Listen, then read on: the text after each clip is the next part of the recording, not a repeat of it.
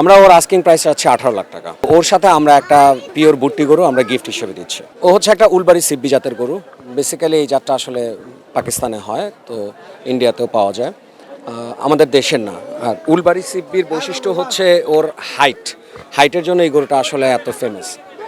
আর ওর নাম আমরা দিয়েছিলাম বিটা বেসিক্যালি।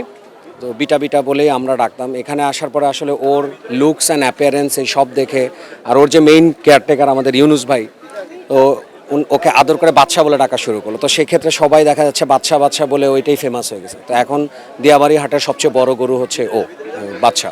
এর সাথে জাস্ট অ্যাডভার্টাইজমেন্টের জন্য বলেন বা ইনফ্লুয়েন্সের জন্য বলেন, আমরা একটা অফার দিয়েছিলাম, যদি মানে আমাদের সাথে এই দামে ইনশাল্লাহ কারো হয়, তো ওর সাথে আমরা একটা বুট্টি গরু, একেবারে পিওর বুট্টি গরু আমরা গিফট হিসেবে দিচ্ছি। আলহামদুলিল্লাহ খুব ভালো সাড়া পাচ্ছি, কারণ এই রকম বড় এই হাটে নাই। এই হাটের মধ্যে এটাই সবচেয়ে বড়। ওর স্কেলে ওজন আছে 1200 কেজি, আর ওর যে টেইল হাইট 69 ইঞ্চেস। আলহামদুলিল্লাহ যতটুকু প্রাইস আমরা আস্কিং চেয়েছিলাম তার অনেকটা কাছাকাছি আমরা পেয়েছি, কিন্তু এখনও পর্যন্ত আমাদের যে ডিজায়ারটা, আমাদের যে কস্টিংটা, ওটা পুরোপুরি কাভার করে নেই দেখে এখনও হয়নি, বাট ইনশাল্লাহ হয়ে যাবে, খুব কাছাকাছি আছে।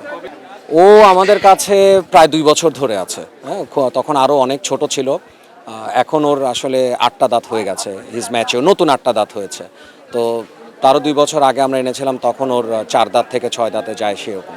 এই সেক্টরটা হচ্ছে আসলে বেসিক্যালি যারা আসে মূলত এই ওই যে বলে না গরু পাগল বা গরু প্রেম, সেটা থেকেই আসে। এ ধরনের আসলে শখ না থাকলে এরকম একটা প্রজেক্ট করা ইটস রিয়েলি ডিফিকাল্ট।